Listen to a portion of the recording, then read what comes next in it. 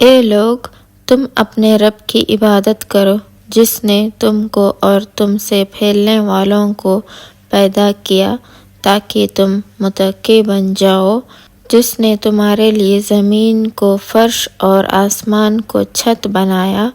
اور آسمان سے پانی برسایا، پھر اس پانی کے ذریعے سے تمہاری غذا پھل پیدا کیا، سو تم اللہ سے ہمسار نہ بناؤ اور تم جانتے ہو۔ اور اگر تم اس کتاب میں شک کرتے ہو جو ہم نے اپنے بندے پر اتاری ہے، تو تم ایسی ہی صورت بنا لاؤ اور اپنی حمایتوں کو بلا لو جو اللہ کے سوا ہو، اگر تم سچے ہو۔ پھر اگر تم نہ کر سکو اور ہرگز نہ کر سکو گے تو اس آگ سے ڈرو جس کا ایندھن آدمی اور پتھر ہے، وہ کافروں کے لیے تیار ہے۔ اور ان کو خوشخبری سنا دو جو ایمان لائے اور اچھے کام کیے کہ ان کے لیے جنت ہے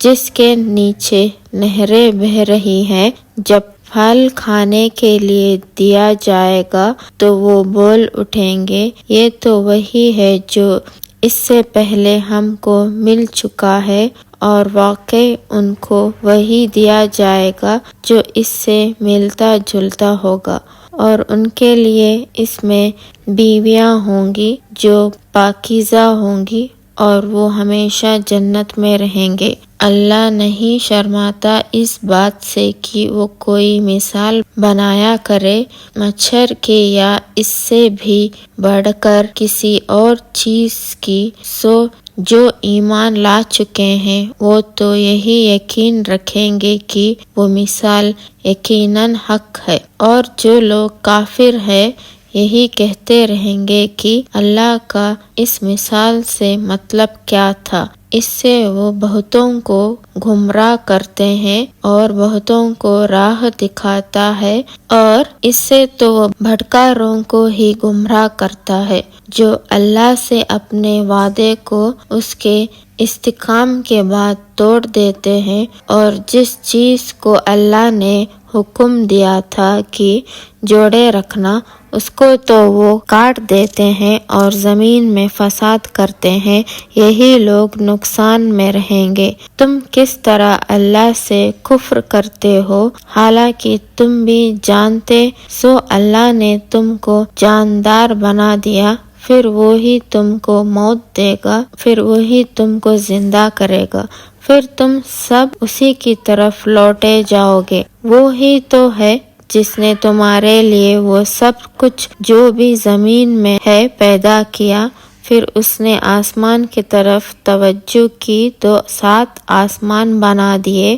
اور وہ ہر چیز کو خوب جانتا ہے۔ اور جب تمہارے رب نے فرشتوں سے کہا میں زمین میں اپنا نائب بناؤں گا، انہوں نے کہا کیا تو اس کو اپنا خلیفہ بناؤ گے جو زمین میں فساد کرے گا اور خون خرابہ کرے گا؟ اور ہم تیری پکی بیان کرتے ہیں تیرے حمد کے ساتھ، اور آپ کو بھی عیب جانتے ہیں۔ اللہ تعالیٰ نے فرمایا یقیناً میں جانتا ہوں جو تم نہیں جانتے، اور اللہ نے آدم کو کل چیزوں کے نام سکھا دیے، پھر اس کو فرشتوں کے سامنے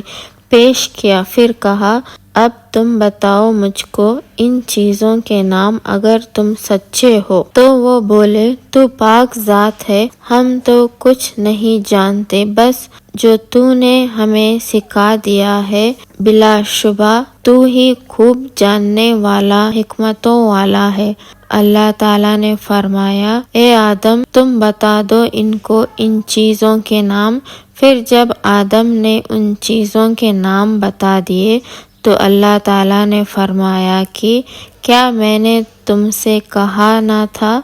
کہ میں آسمانوں اور زمین کی پوشیدہ چیزوں کو جانتا ہوں، اور جو تم ظاہر کرتے ہو اور جو تم چھپاتے ہو وہ سب جانتا ہوں۔ اور جب ہم نے فرشتوں سے کہا کہ تم آدم کے سامنے سجدہ کرو تو وہ سب سجدے میں گر پڑے، مگر ابلیس نے نہ کیا اور وہ کافروں میں سے ہوگا۔